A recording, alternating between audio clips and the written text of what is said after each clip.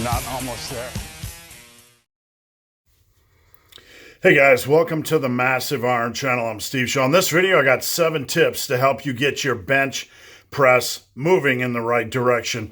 Before I get into that topic, if you have any questions or comments, drop them down below. The best topic ideas I turn into videos just like this. All right, so yeah, I love the squat. I love the deadlift. I love a lot of the big barbell exercises. And even though the bench press isn't my favorite lift, it's still a great way to, I hate to say compare to others, right? But it feels good. Let's put it this way. It feels good to get your bench press up to a respectable level. I mean, having a good squat, great. Having a good deadlift, great. But, even though the bench isn't my favorite lift, it just feels good to get it to a respectable level. In this video, I got 7 tips for you guys to get your bench press moving. And I got it on my little handy dandy cheat sheet here, right? We go high tech here at Massive Iron. Number 1, get into a controlled, sustained bulk. I can't stress this enough. If you want to build mass, if you want to build mass and you want to build a big bench press, you need to be in a bulk as long as possible during the course of each year. Now, that'll scare you guys because when I say you need to be in a bulk for a long period of time, gets scary, you guys think of fat bulk. Well, it's not the case. If you bulk correctly and do a lean, mean, sustained bulk where you're actually monitoring your nutrition, you're monitoring your weight, you can gain 10 pounds over 3, 4, 5 months and then maybe do a mini cut, reset to about the same weight and begin the process again. And you can stay in a bulk over 10 months out of the year. And by doing so, by being in a calorie surplus, you give yourself a chance to get your bench moving. Now, if you want more information on how to bulk properly, head over to my website. I'll drop a link down below and just search in the search button for bulk. I have a bulking PDF. It's over 50 pages and just packed with good information. It's not why I made this video to do a sales pitch, but if you're afraid of fat bulking, check it out. But again, point number 1, the best way to encourage your bench to get moving is the baseline of quality nutrition, a lean, mean, sustained bulk.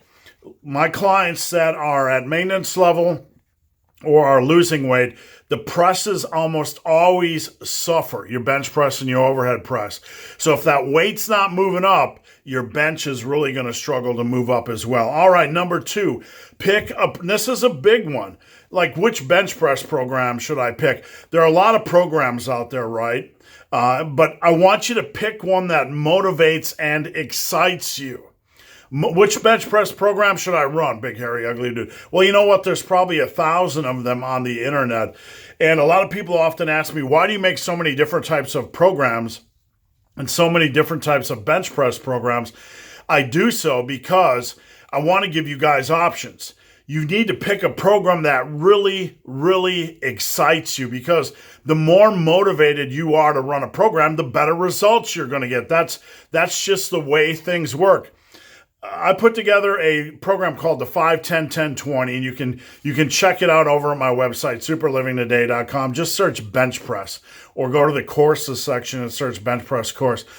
Way back in the day, I just sat down one day at work, I think for muscle and strength, and I came up with a program. Like, what do I want to run for the bench, right? And I came up with this program called the 5-10-10-20. And I put it out on the worldwide interwebs, and lo and behold, people started to run it, and I got, over the years, and a lot of my clients run it to this day. Over the years, I get so many people saying, man, my bench skyrocketed. My bench just took off. Is the 5-10-10 program magic? No, but it is one of these rare programs that when you look at it, a lot of people get super excited and super motivated to run the program. I've had a lot of people get their bench press up to 185 to 225 for 20 reps using this program. So use this program, don't use this program. But for the love of all things holy, find a program that motivates and excites you and go attack it. Number 3, try a form of concurrent periodization.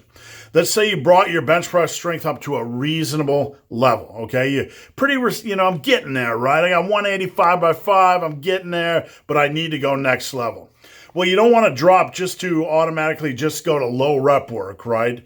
You're not quite there yet. Once you get your bench up to a little bit stronger, then you can start to do more, you can focus more on low rep work. But one of the good intermediary steps, one of the stepping stones between where you're at now and a big, doing more low rep work is concurrent periodization. Alternating, you could bench twice a week and you could alternate between, say, 3s or 4s or 5 reps. And with something a little bit heavier, like 6, 7, 8, 9, 10 reps. So you're doing a little bit heavier and a little bit more moderate. You're kind of alternating between two types of programs. You could do this during the same week, or you could do this every other week. And scientifically, when we look at concurrent periodization, it's just basically a good way to train. There's a lot of evidence and support that this is a reasonable way to train. So if you're looking to take your bench to the next level, this would be a good next step to try. Number 4, consider benching twice a week. And I just touched on that previously, but if you're only benching once a week, you might want to consider moving to an upper, lower, upper posterior where you have 2 pressing days a week. You can still get in your military presses and shoulder work, but you can get in a little bit of bench variety. I have guys doing, a lot of guys doing 2 different types of bench presses, kind of a concurrent periodization or whatever during the week. And then we have them do dumbbell bench and other chest work like dips and push-ups, maybe machine chest press, sometimes pause, close grip bench, all kinds of stuff like that. All right, number 5. Take your assistance work seriously, okay? Push it hard for progression. This is where a lot of you guys fail. This is where a lot of lifters fail, right? They go into the gym and they attack their bench work, right? They attack the bench press. And then they got the other stuff, right? The other stuff. You have your close grip benches, your dumbbell benches, your machine presses, your dips, your push-ups, whatever you got going on for your chest and bench. But you do it kind of half-ass, right? You put your passion and your drive into your bench press and everything else. You're not chasing progression, aggressively. You're not attacking. If you want a big bench, you need to get things straight up here. You need to attack your assistance exercises. One of the keys to my success over the years is not discriminating. Every fucking exercise I do gets attacked. Let me repeat. Every exercise I do gets attacked. Getting fired up. Every exercise in the plan needs to be treated equally. You go. You do not have an exercise in your plan that you're going to waste or waste time with. If it is down on paper, if it is in your app, you better get in the gym and get after it. All right, number 6. Take your overhead volume seriously. If you want a big bench, you need to get your overhead press moving. You need to take your overhead presses seriously. At a minimum, I recommend 3 sets of a barbell overhead press and 3 sets of a dumbbell overhead press. Now, I know the military press is everyone's obsession, but don't rule out the seated overhead press and the seated dumbbell overhead press. Generally, they're a little bit easier on your lower back. They're more stable. And the seated press, you can actually move more weight. Moving more weight can help you move more weight on the bench press. I'm a big fan of seated overhead presses, barbells, and dumbbells. Over the years, this comprised 99% of all the shoulder work I've ever done. Now, finally, destroy your triceps. If you want a simple way to get your bench press moving, add a little bit more triceps work. Now, the biceps, I kind of treat with kid gloves a little bit. It doesn't always feel great overworking my biceps, but the triceps are a big, beefy muscle group. And if you want to get your bench press moving, add more volume, attack the progression, just hit it hard with all the movements you can, and that will only help your bench press and your overhead press.